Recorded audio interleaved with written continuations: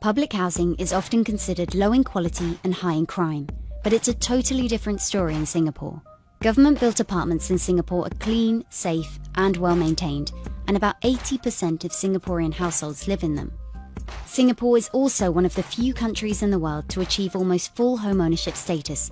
Over 90% of the city's households own their own homes. But it wasn't always this way. Here's how Singapore fixed its housing problem.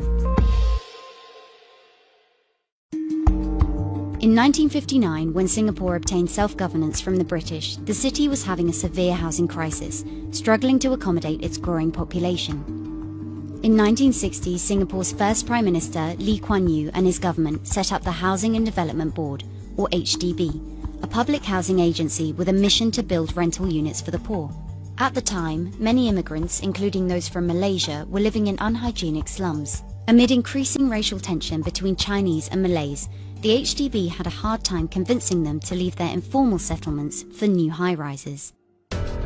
Then came the still unexplained fire which broke out in the squatter settlement of Bukit Ho Swee on the 25th of May 1961. An area of 400,000 square meters was razed, 4 people were killed and around 16,000 left homeless. The government successfully rehoused all of the fire victims within a year and built new housing on the site of the disaster in the next 5 years. Its speedy reaction won over the people and paved the way for future public housing projects. Singapore must be one of the few places in the world where a statutory board satisfactorily completed everything it set out to do in its first 5-year plan. By 1965, the HDB managed to build over 51,000 apartments, rehousing 400,000 people, a quarter of the then population, solving the housing shortage.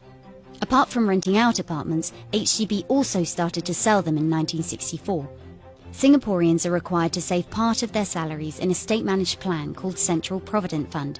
At first, the fund only provided for retirement. Then, in 1968, the government allowed the use of the fund for housing expenses, helping more people become homeowners. Unlike many other countries, Singapore's public housing is not only for the poor. Instead, it caters to the masses. Citizens within certain income ceilings can buy various types of property, from basic 2-room apartments to upmarket units in condominiums with a swimming pool and a gym. Their prices are usually 20 to 30% cheaper than those in the private market. But you've got to apply and order the apartment first, then wait several years for it to be built. Also, you can't sell it until you finish the 5-year minimum occupation period. Today, HDB has planned, designed and built over 1 million apartments spreading over the city-state.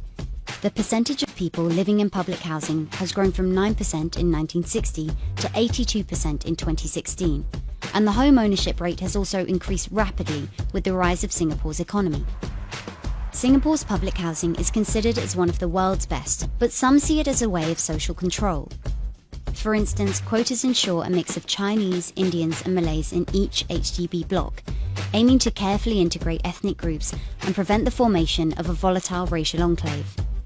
But still, a mighty agency with effective policies and strong political will has fixed Singapore's housing crisis and improved the living conditions of millions.